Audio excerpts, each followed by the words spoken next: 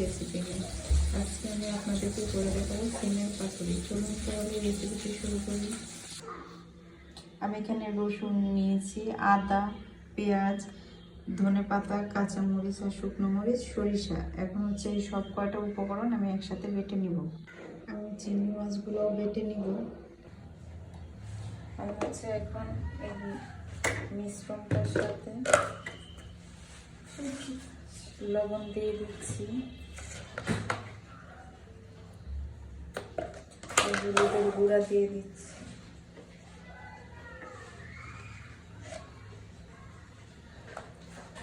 হাত দিয়ে এটা ভালো করে মিক্সড করে নিচ্ছি।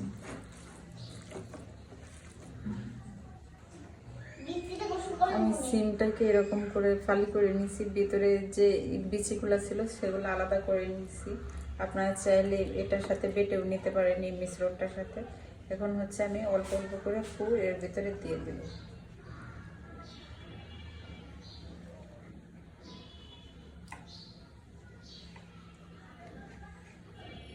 এরকম করে আমি সব কয়টা দিয়ে দেব।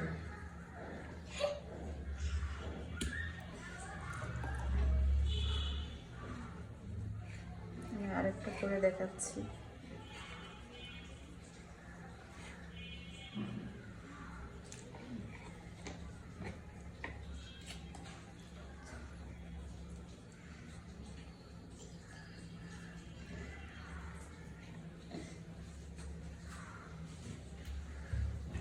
আমি এরকম করে সব কয়টা দিয়ে নিচ্ছি।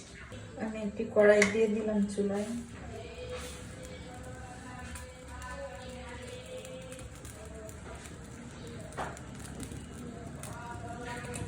এখন হচ্ছে তেল দিয়ে দিচ্ছি। একটু তেলে হয়ে যাবে, বেশি তেল দিতে হবে না।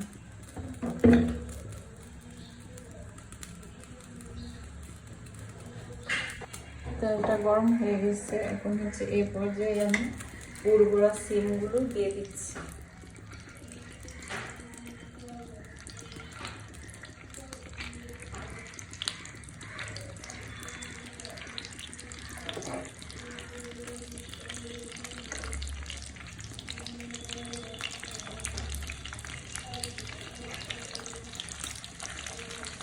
আপনারা চাইলে ঢাকনা দিয়ে দিতে পারেন, ঢাকনা ছাড়া এমনি এটাকে ভেজে নেব। এগুলো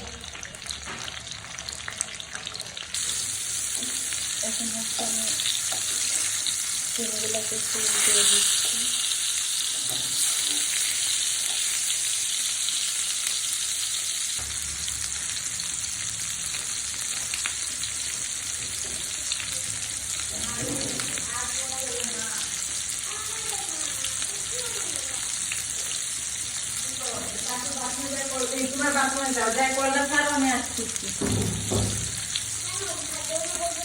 আমার পাকোড়া ইগুলা হয়ে গেছে, পাতুরিগুলা। এখন হচ্ছে আমি উঠিয়ে নিচ্ছি।